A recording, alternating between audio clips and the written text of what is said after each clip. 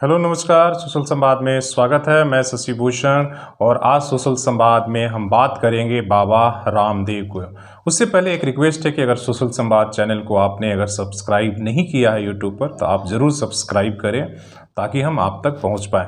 तो इस देश में अभी चर्चा दो ही चीज़ों की आज हो रही है। एक तरफ जो यास साइक्लोन है वो उड़ीसा, बंगाल और झारखंड में जिस तरीके से तबाही मचा रही उसकी चर्चा हो रही है।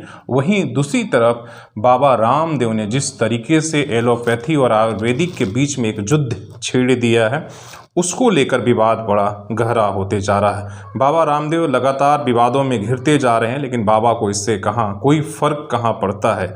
आज इसमें ताज़ा अपडेट ये है कि एक तरफ बाबा रामदेव के खिलाफ कार्रवाई करने के लिए सरकार पर जो डॉक्टर्स हैं, लोग हैं, वो दबाव बना रहे हैं। वहीं बाबा दूसरी तरफ जो है वो बेफिक्र अंदाज में लगातार इन आरोपों को मजाक उड़ा रहे हैं। बाबा रामदेव को आपने आज देखा होगा कि आज एक सोशल मीडिया पे एक वायरल वीडियो हो रहा है जिसमें कह रहे हैं कि किसी के बाप में ताकत नहीं है कि वो उन्हें गिरफ्तार कर सके। इस बयान ने इतना तूल पकड़ लिया है कि कहा जा रहा है कि बाबा रामदेव अपने आप को कानून और सरकार से ऊपर समझते हैं। सीधे सीधे सरकार को कटघरे में जो है एक तरफ से खड़ा कर रहे हैं। इतनी शक्ति बाबा रामदेव को कहां से आई। दूसरी तरफ आज रामदेव के मामले में आईएमए के 10,000 डॉक्टरों ने प्रधानमंत्री मोदी से रामदेव के खिलाफ कार्रवाई करने के लिए उन्होंने लेटर लिखा है और कहा है कि उनके खिलाफ देशद्रोह का केस दर्ज हो। क्या है पूरा मामला हम आपको बताते हैं। किस तरीके से बाबा के खिलाफ जो है पूरे देश भर में डॉक्टरों ने अभियान छेड़ा है। कई जगहों पर जो है एफआईआर और मनहानि का मुकदमा उनके खिलाफ दर्ज हो चुका है। आईएमए उत्तराखंड ने उनके खिलाफ 1,000 करोड़ का मनहानि का केस किया है। उसके साथ ही क्या कुछ है इस पर हम आपको बताते हैं। आईएमए की नाराजगी खत्म नहीं हुई है। बाबा रामदेव पर 1,000 करोड़ का मनहानि का केस करने के बाद पीएम मोदी से भी शिकायत की गई है। आईएमए ने पीएम मोदी से कहा है कि रामदेव की झूठी जानकारियां फैलाने से रोका जाए और उनके खिलाफ देशद्रोह का केस किया जाए। आईएमए ने पीएम मोदी को लेटर लिखकर यह भी कहा कि पतंजलि के मालिक रामदेव के ओर से टीकाकरण पर गलत सूचनाएं और अफवाह फैलाई जा रही है, उसे रोकना चाहिए। एक वीडियो में उन्होंने दावा किया है कि 10,000 डॉक्टर और लाखों लोग दोनों डोज लेने के बाद मर चुके हैं। ये आईएमए ने उन पर आरोप लगाया है। उनके खिलाफ देशद्रोह का मुकदमा दर्ज होना चाहिए। आईएमए ने स्वास्थ्य मंत्रालय और आईसीएमआर और नेशनल टास्क फोर्स की ओर से जारी गाइडलाइंस है, प्रोटोकॉल, उसका उन्होंने हवाला दिया है। कहा है कि अस्पतालों में आने वाले लाखों लोगों का इलाज हम कर रहे हैं। यदि कोई ये दावा करता है कि एलोपैथिक दवाओं की वजह से लोग मर रहे हैं तो मंत्रालय की चुनौती है और जो हमें इलाज का प्रोटोकॉल देती है। इसमें सरकार के ऊपर और स्वास्थ्य मंत्रालय के ऊपर भी सवाल है। उन्होंने लेटर में आगे ये भी कहा गया कि पहली लहर में 753 डॉक्टरों ने फ्रंट लाइन में काम करते हुए अपनी जान गंवा दी थी, जबकि दूसरी लहर में 513 डॉक्टर की जान गई है। पहली लहर जो कोरोना की आई थी, जान गंवाने वाले किसी डॉक्टर का टीकाकरण नहीं हुआ था, जबकि दूसरी लहर में जिन डॉक्टरों की मौत हुई उनमें से अधिकतर का विभिन्न कारणों से टीकाकरण नहीं हो पाया था।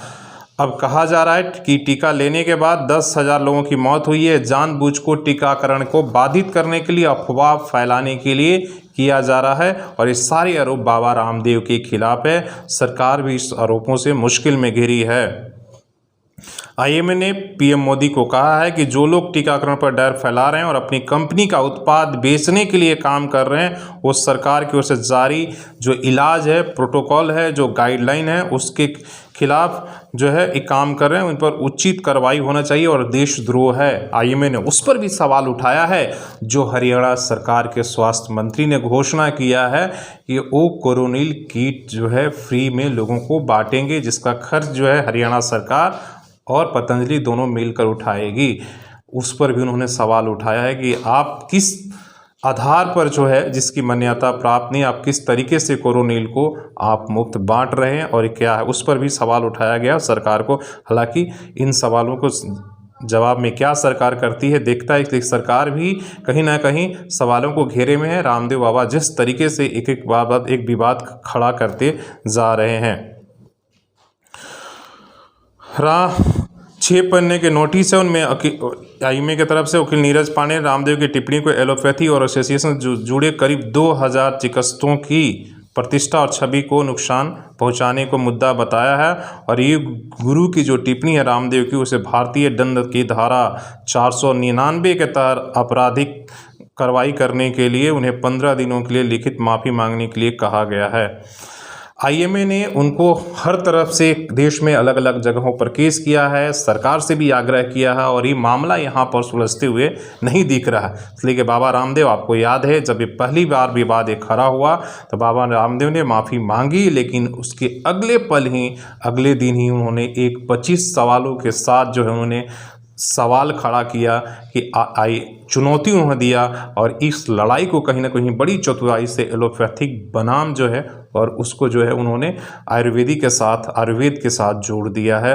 और भारतीय जो है एक तरह से सनातन विधि है, प्रचार का पुरातन विधि, उससे जोड़ने की वो बड़ी कोशिश किए हैं। इसके साथ लगातार वो जिस तरीके से आपने देखा एक वीडियो में डॉक्टर करके वो एक तरह से डॉक्टरों की मजाक बना रहे हैं, टीकाकरण पर वो सवाल उठा चुके हैं। तो इस पर जो है आईएमए अब काफ़ी सख्त है। देखना है कि सरकार इसमें क्या कर रही है। आपको अभी कुछ दिन पहले आपने देखा होगा कि आज तक के डिबेट में किस तरीके से आईएमए के जो पदाधिकारी थे और डॉक्टर रामदेव के बीच किस तरीके की तीखी बहस हुई थी। हालांकि उस पर चैनल को लेकर भी सवाल उठाया गया था, इसलिए कि बाबा रामदेव उस बहस के दौरान भी लगातार कोरोनिल का ब्रांडिंग कर रहे थे।